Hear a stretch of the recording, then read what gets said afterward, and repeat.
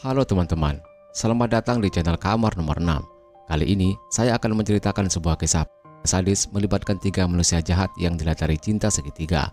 Semoga kisah ini bisa jadi bahan renungan buat kita semua dan bisa membuat kita waspada agar kejadian seperti ini tidak terjadi di kehidupan kita. 25 Februari 2024, sekitar pukul 7 pagi waktu Indonesia Barat. IE mencium bau busuk yang sangat menyengat dari arah jurang di daerah Banjarsari, Kota Banjar. Setelah dicari-cari, bau busuk itu ternyata berasal dari mayat seorang wanita yang belakangan diketahui bernama Indriana Dewi Eka Saputri. Penemuan mayat itu pun langsung ditangani pihak kepolisian. Dan setelah penyelidikan yang cukup memakan waktu, akhirnya terungkaplah bahwa Indriana ternyata dihilangkan nyawanya secara paksa oleh Reza, Didot, dan Depara. Nah, bagaimana detail dari kisah penghilangan nyawa yang keji ini? Berikut ceritanya.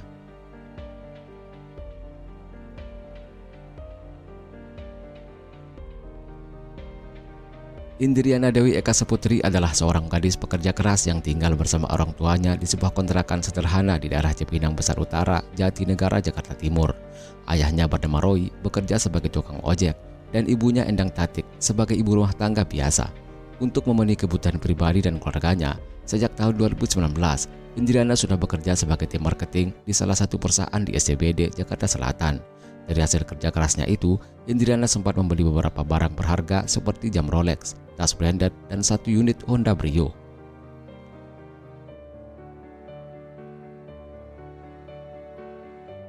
Peristiwa tragis yang dialami Indriana bermula saat dirinya berkenalan dengan seorang pria bernama Didot Alfiansah. Karena mungkin merasa cocok, Indriana dan Didot pun akhirnya berpacaran selama kurang lebih 5 bulan sebelum kisah tragis ini terjadi. Namun di sisi lain, sebelum berpacaran dengan Indriana, Didot Alfiansah sebelumnya pernah menjalin asmara dengan Depara Putri Prananda yang juga ikut terlibat dalam penghilangan nyawa Indriana.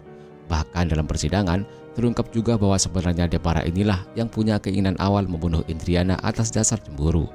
Awalnya Didot kabarnya ingin balikan dengan Depara, namun sebagai syarat, Depara meminta Didot untuk menghilangkan nyawa Indriana. Didot pun akhirnya mengikuti kemauan Depara. Mereka pun merancang siasat keji untuk melakukan penghilangan nyawa Indriana dengan membayar eksekutor.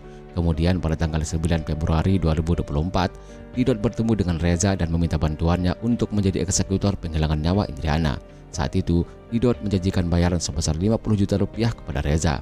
Karena sedang terlilit hutang, Reza pun akhirnya menyetujui tawaran sebagai eksekutor itu. Mereka bertiga, Didot, Reza, dan Depara mengadakan pertemuan di kos Depara pada tanggal 15 Februari 2024 untuk merancang strategi.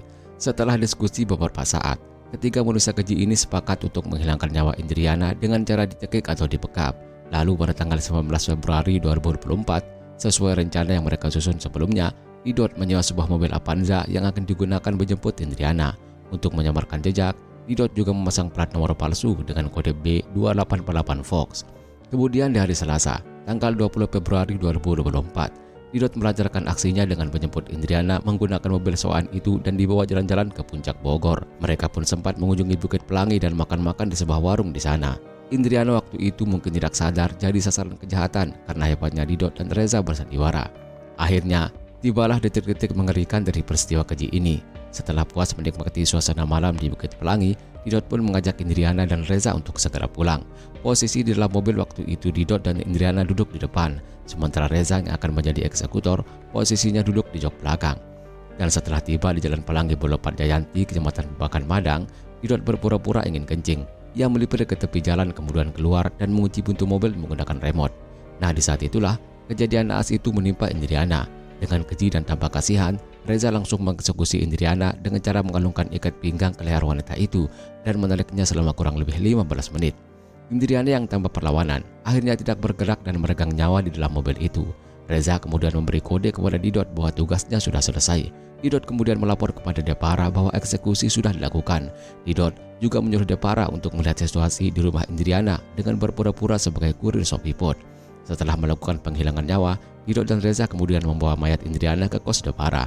Mayat perempuan itu mereka biarkan di dalam mobil dengan hanya ditutupi selimut dan umpet koper. Kemudian di tanggal 21 Februari 2024, ketiga pelaku ini membawa mayat Indriana ke arah Cirebon dan berencana untuk membuangnya ke Laut Pangandaran. Namun di tengah perjalanan, mobil mereka mogok dan harus menggunakan towing untuk mengangkutnya. Singkat cerita, Depara, Didot, dan Reza akhirnya sampai di sebuah bengkel yang ada di Dusun Cilengkong, Banjarsari, Kota Banjar.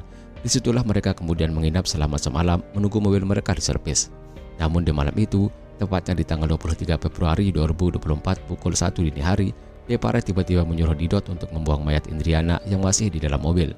Didot kemudian menyuruh Reza untuk membuang mayat itu ke sebuah jurang yang berjarak kurang lebih 100 meter dari lokasi bengkel.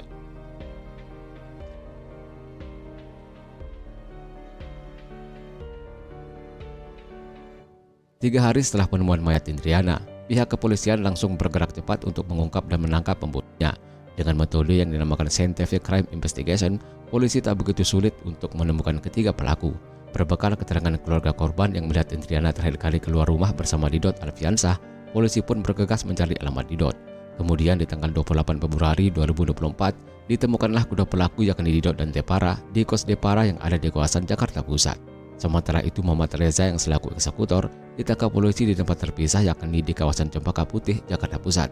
Polisi berhasil mencium lokasi persembunyian Reza sekira 5 jam dari penangkapan Didot dan Depara. Dan atas kejahatan yang mereka lakukan, Didot, Reza dan Depara dijerat pasal 340 KUHP, 338 KUHP, dan 365 KUHP dengan ancaman pidana maksimal hukuman mati. Demikianlah akhir dari kisah tragis penghilangan nyawa Indriana Dewi Eka Saputri. Satu hal yang membuat Mimin tak habis pikir, kenapa kok mau dan tega si Didot Alfiansah itu mengikuti keinginan mantan pacarnya si Depara? Sebuta itukah cintanya kepada perempuan itu?